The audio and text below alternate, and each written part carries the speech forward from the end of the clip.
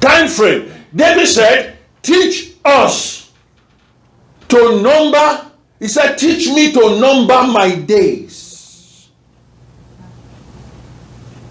That, why?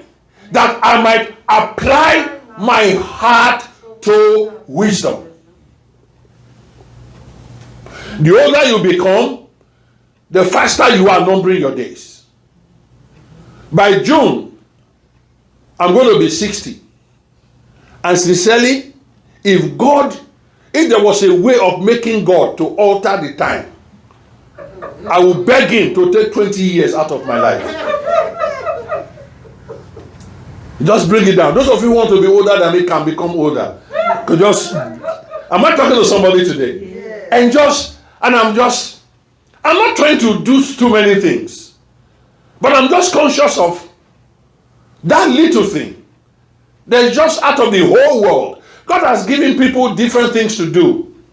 Some is giving them great things to do. Some is giving them little things. I believe I am one of those ones that God has just given something little to do.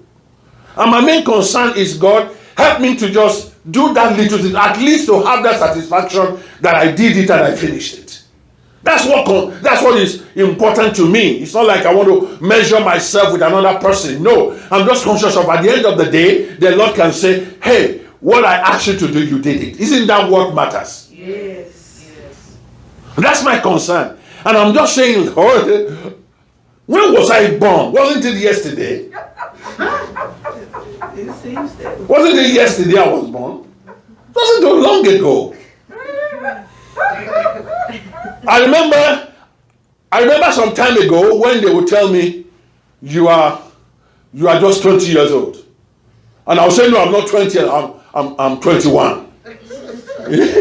And because I'm trying to push it up. And right now, I'm tempted to want to bring it down.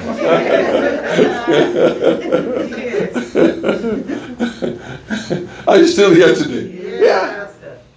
So there's a time frame. It's also there. It's a time frame. No matter how spiritual I am, no matter how I walk out, no matter how I do anything, no matter how I wash my diet,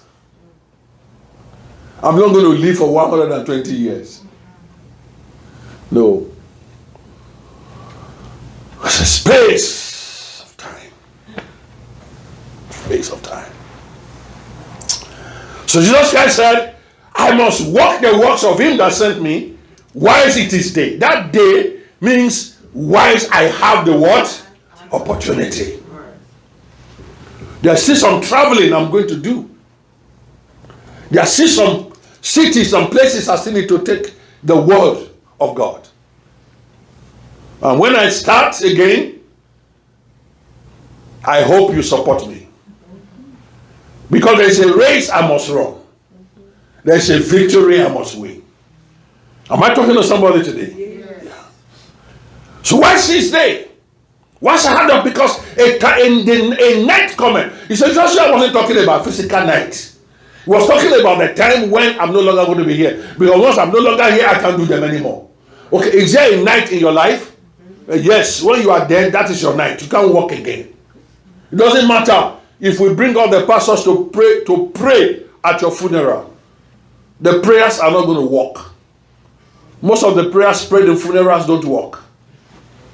The only prayer that works is the one we pray for your family you live here. But the ones we pray for you, please, if you want to pray for me, please pray for me now. When I'm dead, no prayer can be answered anymore. What would be the value of the prayer? That you tell God to put me, if I was going to hell, you now tell God to put me in heaven. Can that work?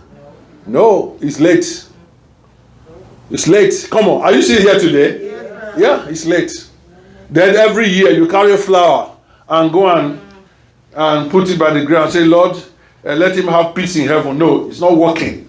I'm already where I am. If I'm in torment, I'm in torment. Come on, am I talking to somebody today? So this is the time here. Somebody say, this is the time. All those things we do, they are just sometimes we want to live in denial, right? Live in denial. It's like you didn't take care of your mom, and then now she died. Every year you are remembering him.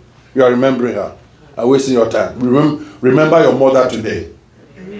Okay, if you want to buy your mom a gift, buy her a gift. Are you still here today? Yeah. If I've done something good in your life, once in a while send me a text and pump up my head. Yeah. Tell me what I've been to you. Tell me who I am. Tell me how much you love me. And I will feel good. Not when after I've died, you now come, I love you, Pastor. You're wasting your time. I'm gone. If you like, don't bury me. If you bury me, it's for your good. Am I talking to someone today? I don't have some radical thinking.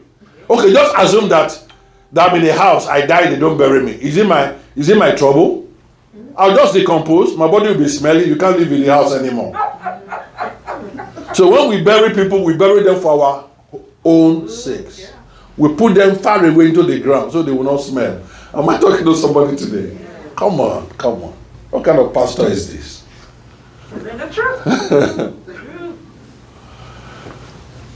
And I'm using myself as an example.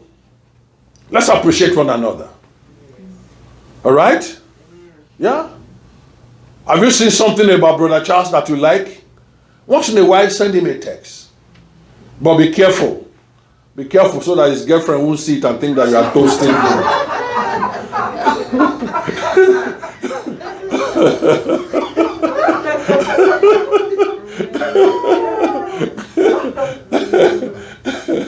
Are you still here today? Yeah. But what I'm saying is that those words are important. Those things we've seen, because there are good things people do. Appreciate it now that they are alive. Encourage people. Say good things to them. Tell them how much you value them. Encourage them so they can do more. Don't wait until they are dead. Don't wait. So, but the point I'm trying to make is that Jesus Christ understood the space of time. He said, I must work the works of him that sent me whilst it is day. Whilst I have the opportunity, because the night comes when you can do it.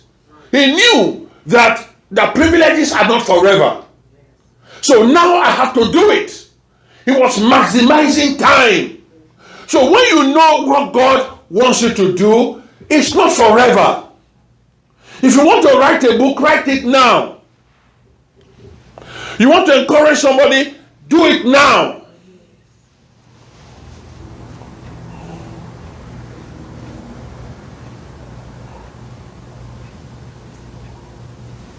Am I talking to somebody today? Yes. Yeah.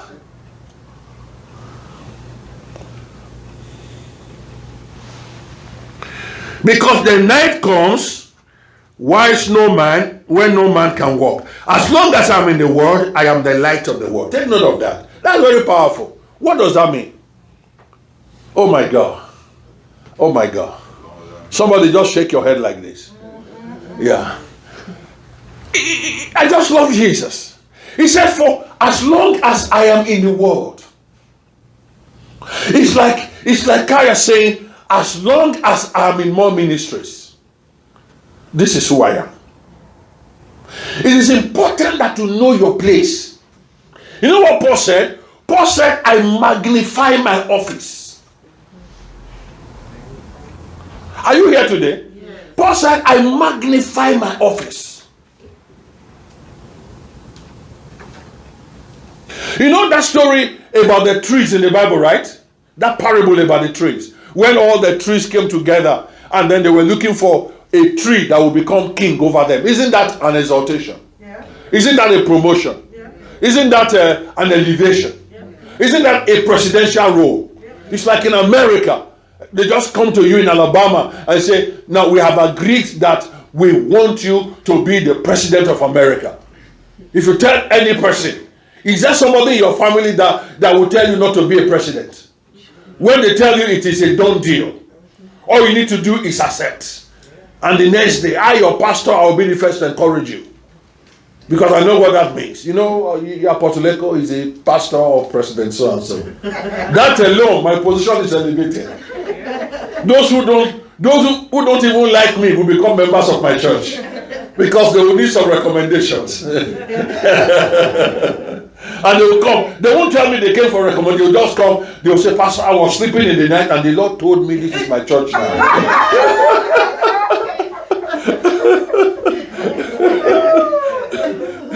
Do you understand? So, now come and become president of the trees. You know what the olive tree said? He said, no, I'm not interested. He said, why? He said, because I'm happy. Happy doing what? He said, I am the olive. I produce the oil with which presidents are anointed. I'm the one that produces the oil with which kings are anointed. Why should I leave the production of oil to go and become president? You see, the reason why people struggle for positions is because they don't know who they are in the first place. If you know who you are, there are certain things you won't fight for. Are you still here today? Yes. He said, for as long as I am in the world, I am the light of the world. I know what I'm supposed to be doing. I know my role. I want to stay there. There's something that I have so much enjoyed among the white community, Christian group. And I think, I'm not saying it's not among us, but I haven't really seen it. It's something we can emulate. I see somebody coming out and saying, I have been in charge of this camera, you know, this video camera for the church for the past 40 years. And he's proud of it. In a church that started with 10 people, now there are 20,000 people, and all he's been doing is being in charge of the video camera, covering the whole thing, and he's there. He doesn't want any other thing. He's not interested in becoming a pastor. He's not fighting anybody, and he's just there. For the past 50 years he's been doing that. In Africa, where I came from, you don't find things like that. We are always interested in positions. But if we were to come to a place where we come to know that this is who I am, and just do it, and just enjoy it, and when they are looking for a leader in another, saying, no, that sister can do that. I'm good with my camera. Am I talking to somebody today? And just find peace. That was what the olive tree was saying. I produce oil. I'm okay with that. That is my work. That is who I am. God is going to judge me for producing oil, not for being president over the trees. So Jesus Christ said, as long as I'm in the world, I am the light of the world. That is who I am. And because I'm the light of the world, I must shine while it is day. It takes discipline to do that. That was how Jesus pressed for the mark. Because he knew that he was sent and he had to give an account. Account for what? Nobody can ask you to give an account for what you was not assigned to you. Amen. Am I talking to somebody today? Yes. Would they ask you to answer for a job that was not given to you? If a team failed in a game, a team failed. All right, a team failed. But you were there, you were watching Kalia, you were there watching the game. Will they come and explain why this team failed? No. Well, you say that's on the pitch now, not their coach. Am I talking to somebody today? It's the same thing with heaven. God is not going to be holding us accountable. When we're talking about the judgment seat of Christ, we're only going to be called to account for what we were given to do, not what we're not given to do. God is not going to ask me to give account of what happened in India, or what happened in that 50,000 member church. It's not my business. There's a work God has given me to do. I have to give an account for that. Am I talking to somebody today? And that's why it's important that we know, we know what will I be giving account for? What will I be accountable for? What will you be accountable for in more ministries in your city? In your city, in your country, what will you be accountable for? In your place of work, what will you be accountable for? What must you do? And once you know it, you got to give it all the time you have. That is how to press. Because there are going to be a lot of things that will try to take you out of direction.